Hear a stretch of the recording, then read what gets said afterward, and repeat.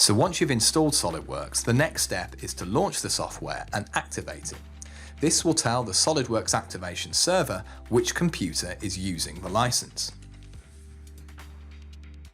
Initially, you'll get this screen, which will tell you that you have a 30-day grace period before activation is forced. If you choose not to activate after 30 days, the software will not open. It's best to activate, however, as soon as possible. Now, depending on what software you've installed, you may only see one product listed here, typically SOLIDWORKS. If you do have more than one, you can use the Select All button or use the Control key on your keyboard to choose multiple items in this list.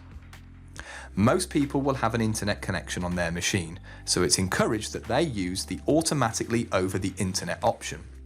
However, if you don't have an internet connection, you can opt for the manually via email option. Selecting Next on this one will encourage you to save a request file, transfer this to a computer that does have an internet connection, email it to activation@solidworks.com as an attachment, and then when you receive a response, it will contain a further attachment called an activation response file.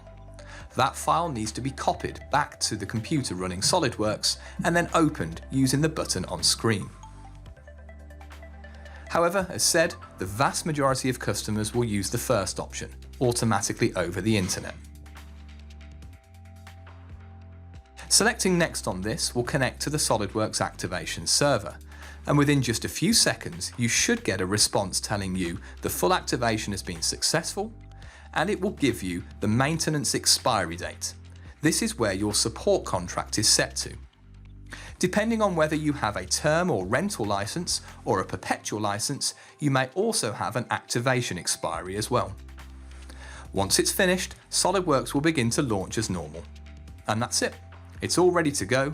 The software is fully activated and licensed, and you won't get that prompt each time you start SOLIDWORKS. However, there might be occasions where you wish to transfer the license to a different computer. This can be done once the SOLIDWORKS software is fully loaded. In the top left-hand corner, you can mouse over the SOLIDWORKS logo to reveal a set of drop-down menus. If you wish these drop-down menus to be present all the time, you can also use this drawing pin to lock them in place. Now, using the Help menu, you have an option to release the license. This can be done from this Licenses drop-down, and then from here you can activate, deactivate, or show. Deactivate is the option that will allow you to transfer it to a different computer, and the same screen will appear as before. You can use the automatic over the internet, or again the manually via email option to deactivate the license away. Therefore, you won't get any issues when you come to activate on the second computer. So there you have it.